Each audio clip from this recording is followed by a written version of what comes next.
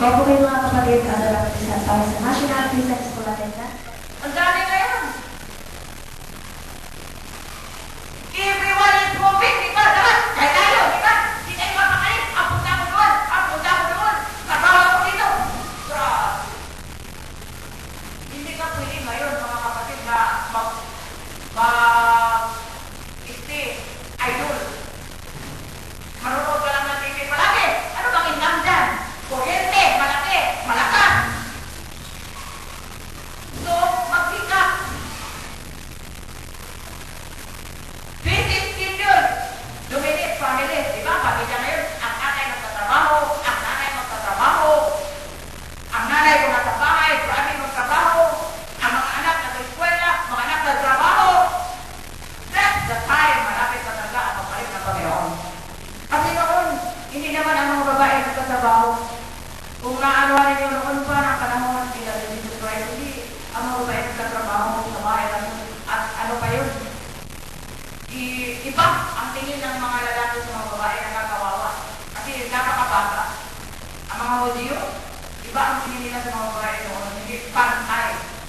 Kaya nga ang ating Panginoong Hesus, inihandog ng amang inibigay. Nagpakatao para mapantay tayo. Kasi noon talaga, pag babae ka, wala. Parang utusan.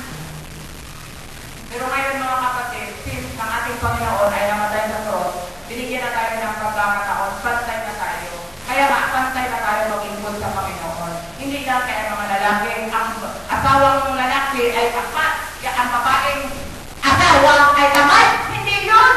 Pantay! Kung ang lalaki ay masigasi, ang babae naman ay masigasi! Amen mga babae! Mahina! Amen mga babae!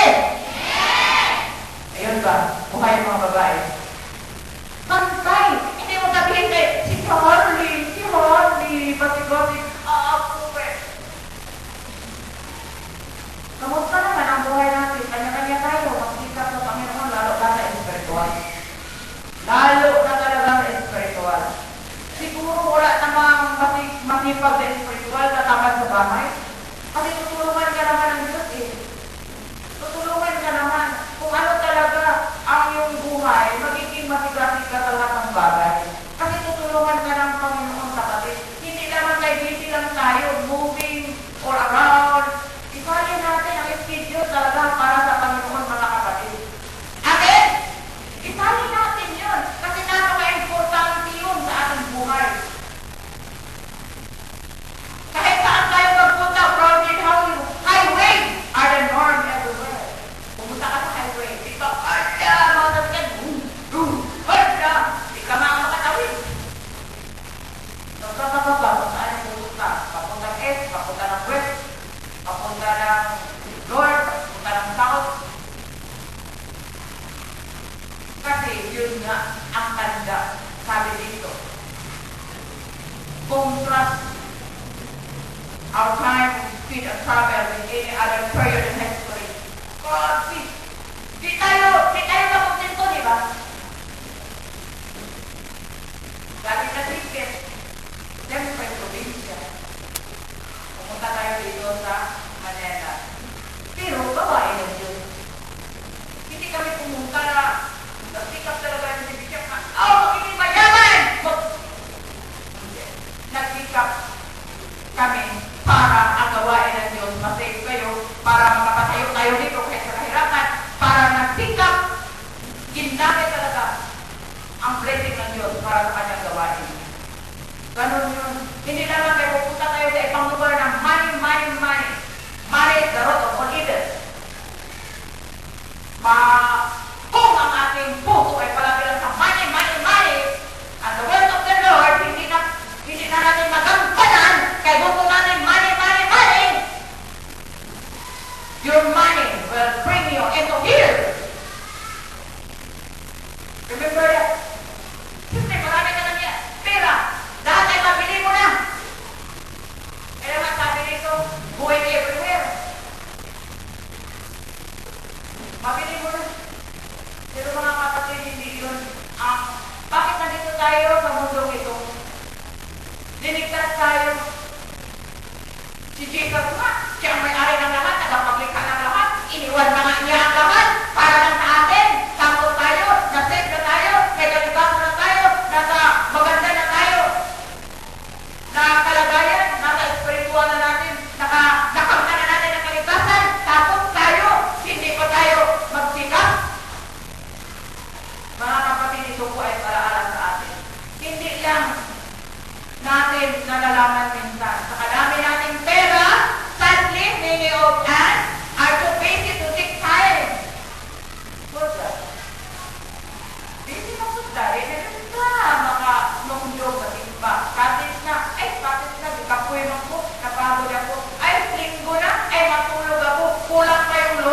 Martes, Miyerkules, Huwebes, Biyernes, Sabado. Unom. Ang ikapito, gamitin pa din natin matulog ka. Busy nga eh. Diba? Busy nga. Nakapagod sa daming ginagawa. Lunes hanggang pagkaluhang panglinggo. Yun ay isa yun sa mga pangyayari na ang tao talaga ay makakalimot. Isa yun sa mga pangyayari. At yun ay nagpaalaala sa atin mga kapatid na huwag natin gawin ang gano'n. Kasi mapalayo tayo sa Panginoon. Yung manghina ka, sikapin mo kapatid, pag manghina ka, sikapin mo na ikaw ay magiging malapit sa Diyos. Are you too busy to take time with the Lord? Busy ba tayo na hindi na natin masikaso ang Diyos? Kung busy tayo, nasikasuhin natin ang gawain ng Diyos. Mamili tayo mga kapatid. Kasi may freedom naman tayo. Hindi naman tayo kagaya noon sa mga Kastila na kung hindi tayo susunod, ipabisit tayo ng mga kabayo, i-roaming around sa bayan. Hindi, may freedom tayo ngayon. Pero kawawa pa kung ang ating freedom ay gamitin natin sa ating panghihinan. Kailangan po mga kapatid, kahit ang panahon ngayon ay may brilliant time na, di ba? Brilliant time. Ang alaman ng tao ay talagang tumataas na ang alaman. Kaya minsan nakalimutan na natin, parang minsan, ako ngayon, hindi na yung kailangan ang Biblia, hindi na yung kailangan, kasi tumataas na talaga ang mga karunungan. Yun ang tanda na malapit na ang pagbalik ng Panginoon. The amount of knowledge will explode at the end time. Grabe na talaga kataas ang knowledge ng tao ngayon. Di ba? Increase na talaga. An increase in scientific knowledge. May pupunta na sa ibang mga planet. Kaya gusto na nila, ayaw na nila sa Earth. Kasi nasisira na daw. Punta na sila sa ibang, siguro punta na sila ng Pluto, punta na sila ng Mars. Pero mga kapatid,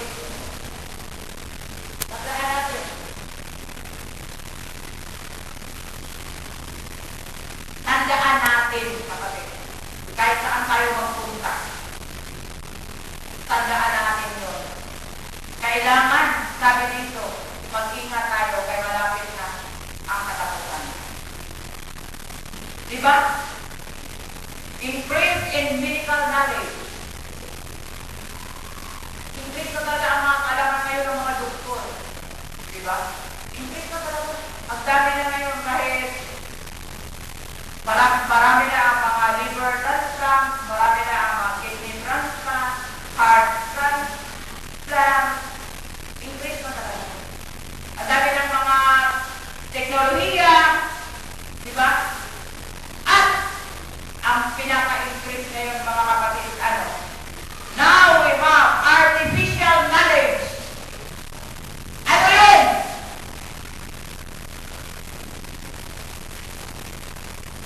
The computer aids with all its wonder. Alam ko kahit mga grade 1 ka, galing na yung computer. Grade 2 ka.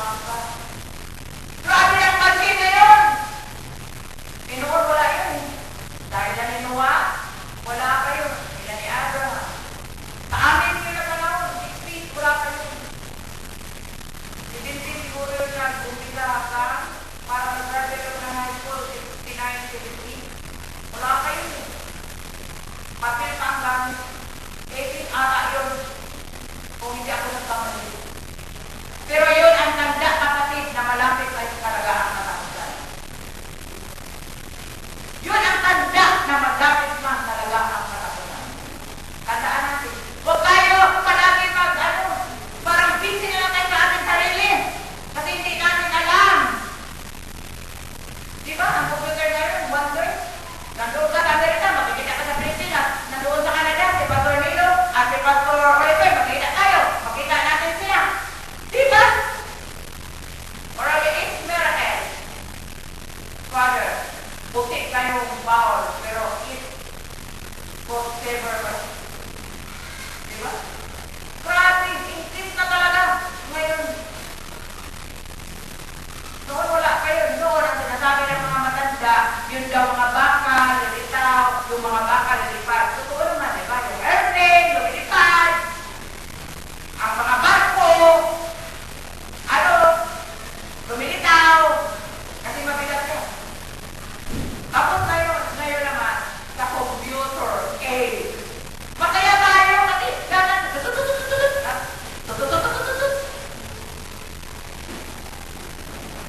pero it's time, malapit na Panginoon. Ang Panginoon, mga kapatid. Tandaan natin yung tayo magpakasaya. Grabe. Grabe akong computer sa bahay. Grabe. Television. Anywhere. Every room.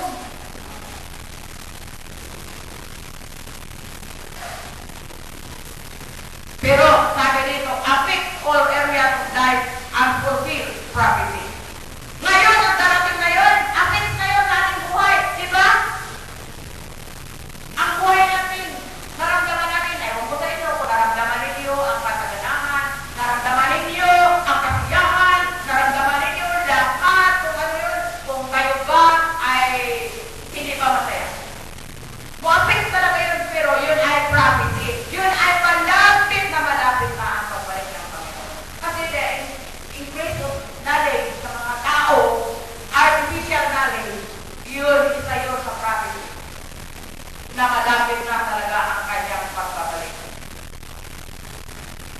Yung communication, breakthroughs, continue to change our life. Di ba naman, ang hirap magpadala ka pa na message at tumagang tapos, ako palagi kayo kasi dito sa Manila, magpadala kami ng message sa Mindanao, at tagal pa, pila pa kami ang daming tao. Tapos, nagkataon na nagkamali ako, nandito si Pastor Dick ng Bayo ng 86. Nagkataon na nagkamali ang address ko, magpadala ng pera. Ay magkano lang ipadala ko noon, 200 at isang linggo. Pagkakyahin niyo ni Tisya, pag-pioneer na dito sa Manila. Kaya siguro, ako nagkamali ako 2 buwan.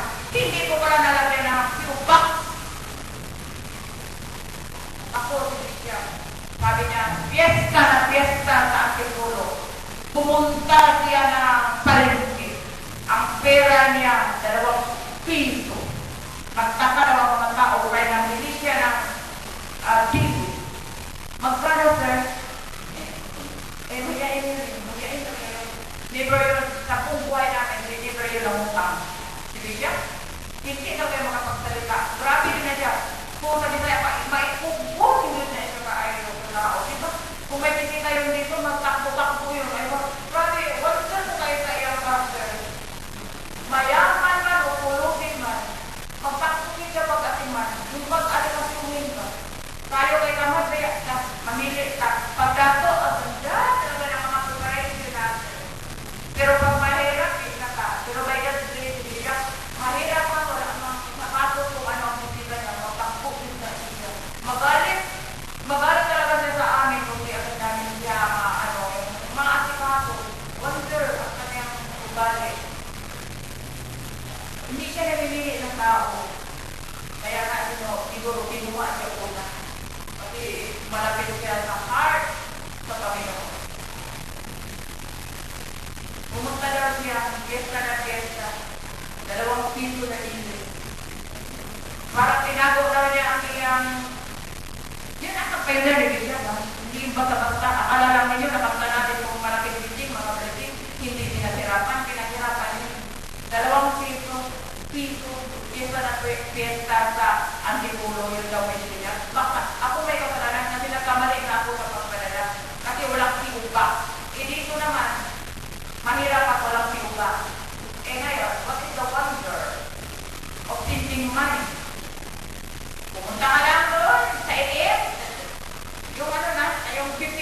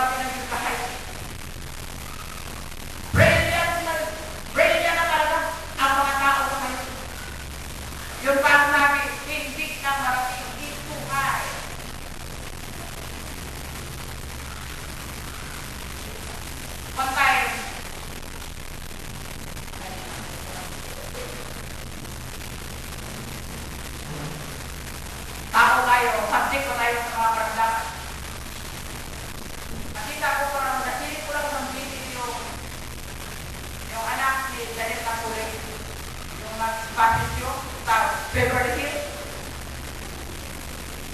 Sabi pa ng iba ng mga taxpayers. Nakita kong tax ko dyan sa Beverly Hills. Sabi pa ng ilang mga kaibigan, mga Amerikano, or mga white people, or mga black people, oh, you are so very high, very high. Hindi na daw marating. It is true, di ba? Billion of money of the Filipino Pinaya. Brilliant na eh, Janet Napoles. Di ba? Brilliant yan. Kasi, ang mga senador din natin, mga congressman, brilliant din sa pork barrel. Bigay ng bigay sa mga foundation, hindi naman pala totoo. Ang mga totoo, kawawa, wala. Yun ang brilliant sa ngayon. Baliktad, instead na gamitin sa kabutihan. Hindi naman tayo makulong kasi nasa television yun. Naka-television yun. Open yun. Instead ang na-brilliant ng tao, gamitin sa mabuti, anong ginawa? Ginamit sa kalukuhan. Ginamit sa panuloko. Ginamit sa mga, alam mo na, puro mga, hindi na marating, hindi na talaga marating, verify na talaga ang panuloko. Diba? Mag-amaze ka. The Filipino daw is very poor. The Filipino daw, ilang dami ang naginira. Grabe. Grabe. Dami ang naginira. Kasi brilliant na ang mga tao ngayon. Brilliant! At ang mga kawawa na tao, walang magawa.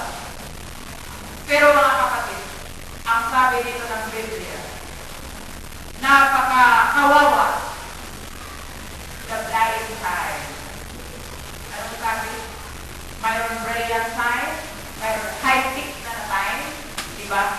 Sabi dito sa number 1, busy side, tapos brilliant side, tapos pangatlo, blind side. Anong blind? Bulak na panahon. Bulak. Basahin natin dito sa Daniel 12:10. Sabi dito,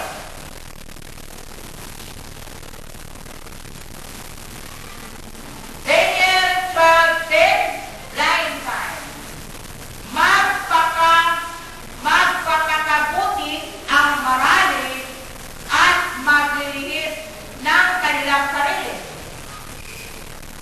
Ay, sandali, ako nagkamali.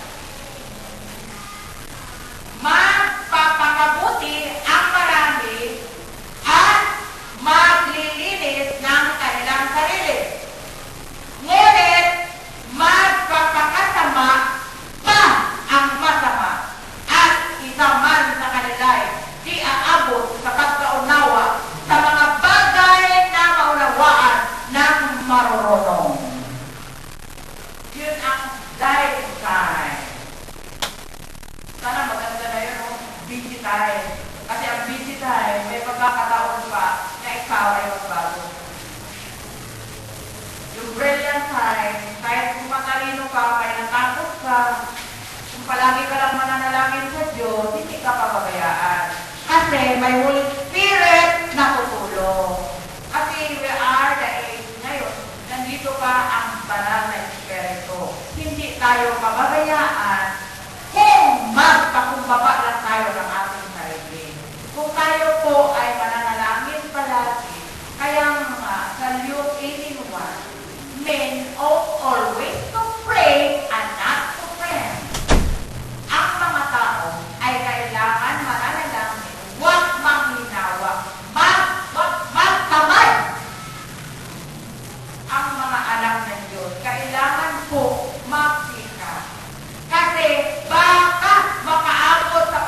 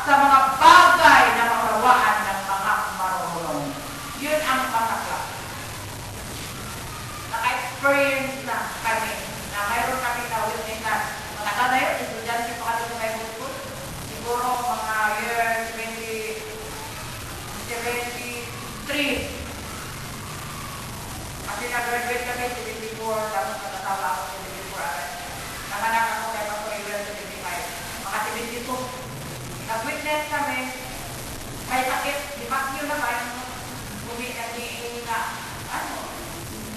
natingalo!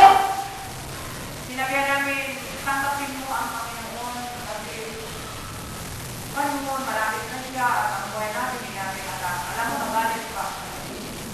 So, sabi niya, ano, mangkilasot man mo, pupuntay akong naman, may akong pagkamatian. Diba? Sabi pa, tanggapin mo po ang Panginoon kasi nandoon na siya sa kalagayan na natingalo. Pero anong sabi niya? Kung ano daw ang kanyang nabisman, yun ang kanyang, doon siya makakamatay. Matagal na yun. Ano na yun ngayon? Ilang years na. Ako po ay mag-59. Mag-59 na. Malapit ng second na. Oh, 59 years. Ay, hindi. Kasi nag-umpisa ako, 74 years. Siguro mga 30 years. Diba? Tagal na yun. Nag-witness kami. Wala. Kami pa lang. Galit pa! Sinabihan pa kami, ay nako! Magkuha pa daw siya itak. Iitakin pa daw kami. Wala kang magawa. Siyempre. Alangan man may nagkahirap-hirap na ngayon pagtayo, magpakuha ng itak. So, wala kami nagawa. Umalis kami. Yun ang sinasabi noon pa yun, mga kapatid. Diba?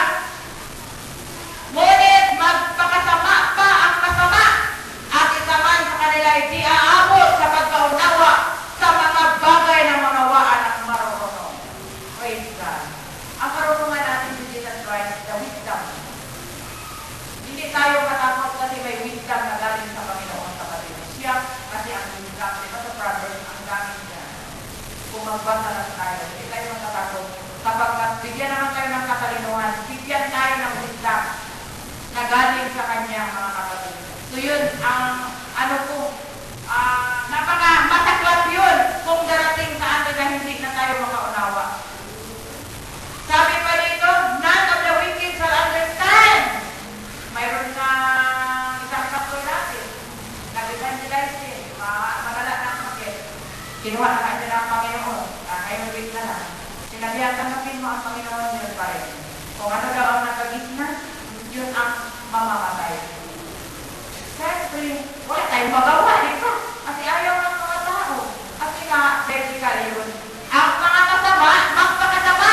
Susanap po ang mga mabubuti na tanggap ng kaligtasan ay patuloy na magtanggap ng kaligtasan. Ipamumuhay natin, mga kapatid. Hallelujah. Glory to God. Instead nga brilliant na ngayon, high-tech na ngayon, anong nangyari? Increased wickedness in spite of increase of enlightenment. High-tech na nga. Computerized na lahat. Pero, anong nangyari? Instead na maunawaan, nagpakasa na sa lahat. Wala nang maliwanag na pag-iisip, wala nang maliwanag na damdamin, wala na. Marami ngayon mga pamilya na iniwan. Diba? Ang dami ngayon mga pamilya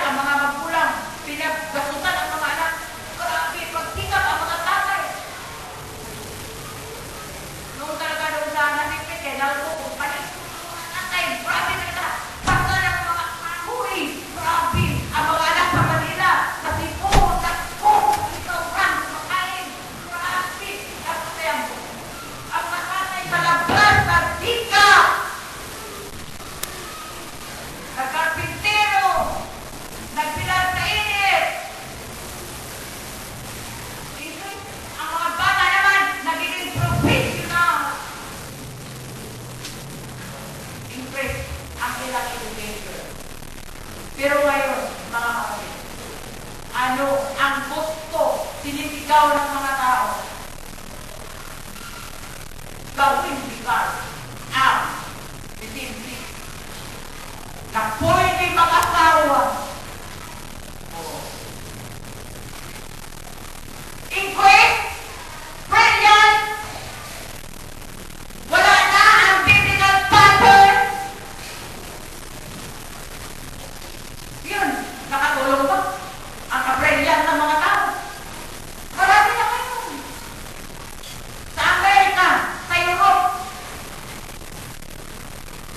nagpagsabi na may ginagawa sa pasari, lumalabas, sumisigaw. Dito nga sa atin, di ba? Mayroong grupo. Mga kapatid, tandaan natin. Yung una ay pinagpapawal talaga ng Diyos. Tayo ay mga born again naman. Huwag natin kalimutan. Hallelujah!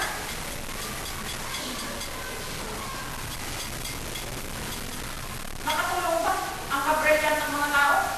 Lalo kang manloko. Lalo pa nagpakataka. Now, malapit na talaga ang nakatutan. Ano ang sabi ng Roma? Dahil dito,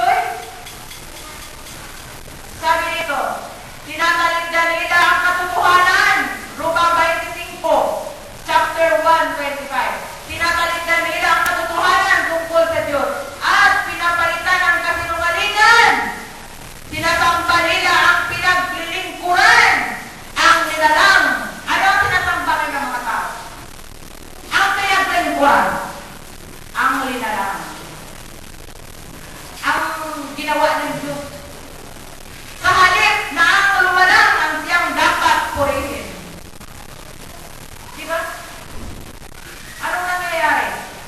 Dapat ang purihin natin ang Diyos na naglikha ng langit at lupa na naglikha sa atin. Hindi natin purihin ang mga linikha, kundi ang tagapaglikha. Palakpakan natin ang Diyos na buhay. Hallelujah! While serving the living God. Buhay, mga kapatid. Yun ang ating sinasamba. Ang ila. Dahil dito, ngayon, sa katapusan ng panahon, 26, dahil dito, hinayaan sila ng Diyos sa mahalay na pita. Ang nagbasa dyan, Roma 1:26. Ayaw nang makipagtalik sa mga babae, sa mga lalaki, sa kapwa babae na lamang sila nakipag-ugnayan. 27. Ganon din ang ginawa ng mga lalaki. Ayaw na makipagtalik sa mga babae, kundi sa kapwa lalaki na rin sila umahalin. Ang ginawa ng mga ito'y nakakahiya, kaya hindi nila maiwasan ang parusa sa kanilang lisyang gawain.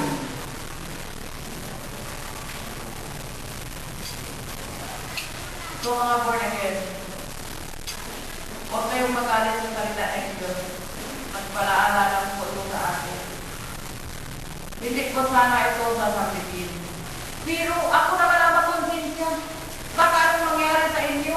Sabihin pa rin yung Lord, kasi si Mami, hindi talaga nagpalaala, hindi pala yun. Kaya, kahit masaktan ako, masaktan naman ang mga tao, nakikinig dito sa paligid. Gawin, kasi mulugad ito. Kasi baka hindi pa ako makaiwas. Ako pa hindi makaiwas. Mananagot ako, kapatid. Hindi masama sa atin ang pag-asawa. Hindi kayo pinipigilan. Kahit ngayon, ay may disinsan ako magpakasal sa mo. Pero kailangan, mabuhay niyo ang pamilya ninyo. May ipakain kayo sa inyong mga anak. Huwag ninyong iasa sa magulang. Huwag ninyong iasa sa ibang tao ang pagpakain ng mga anak. Amen? Kaya, dito sa atin, medyo istrikto lang ka. Hindi pinapayagan ang bata pa na walang trabaho. Kasi ano bang ipapakain? Punta naman tayo kay tatay, kay nanay, ay, wala naman kami bata, ibig. Ibig si tatay at nanay, magpahinga na yun. Hindi na magpahinga. Kain lang tayo. Kaya yun na. Medyo lang tayo. Diba? Dinadala lang tayo kasama.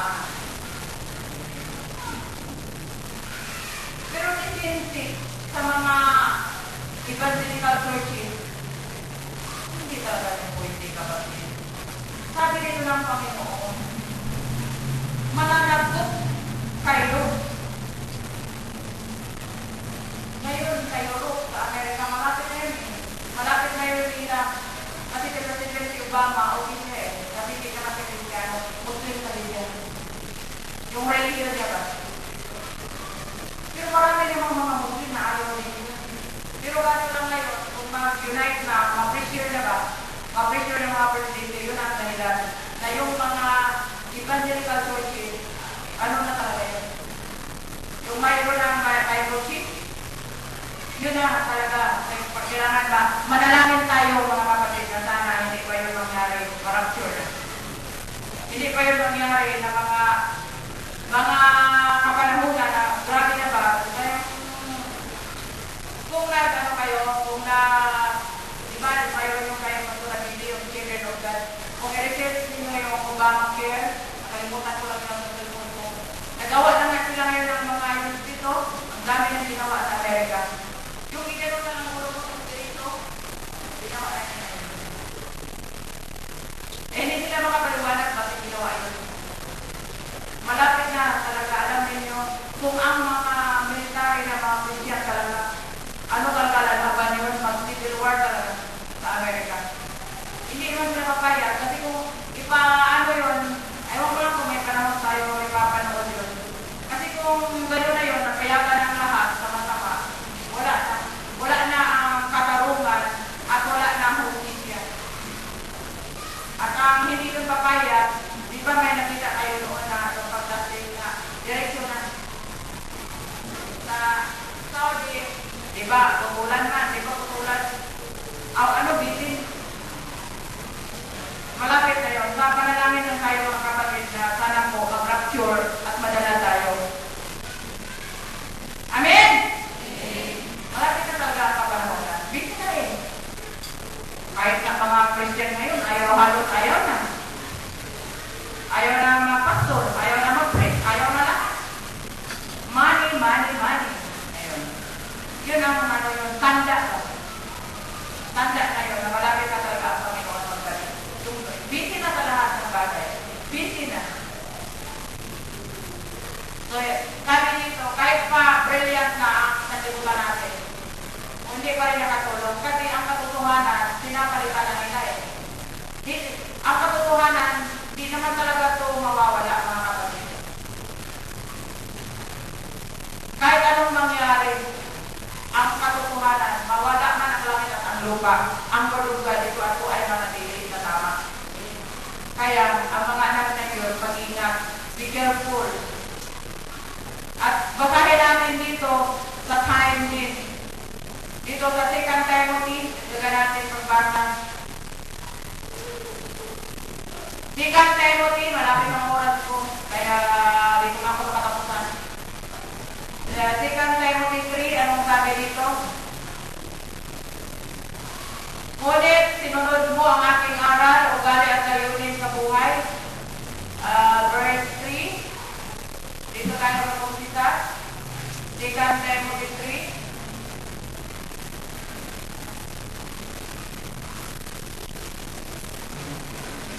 Bukod dito, magiging malupit sila, walang habag, mapanirang puri, mapusok, marahas, at mabubuhi sa mabuti. Diba na yun? Pagsasabihan mo yun sila ng mga tao, ayaw sa kaulihan. 2 Timothy 3. Ayaw sa kabutihan ang tuto nila ang masunod. Hindi lamang iyan, sila ay magiging taksil. Siyempre, kung tutulog ka sa sarili mo, taksil ka na. Pagtaksilan mo talaga ang gawain ng Diyos. Sana po hindi yung mangyari sa mga anak ng Diyos. Masayang ang ating paghihirap. Walang tarot, walang tarot, palalo, mga kampukiro na. Kasi brilliant na nga ang panahon. At mahilig sa kalayawan sa halip na sa mga bagay na ukol sa Diyos. Yun ang delikado. Brilliant time, busy time, lying time. Sila ay pagpakunwari na may tanampalataya, ngunit hindi naman nakilala. Nakikita sa buhay nila ang kapangyarihan nito. Iwasan mo ang mga ganitong great is the Lord and most worthy of our praise. Siya lang po.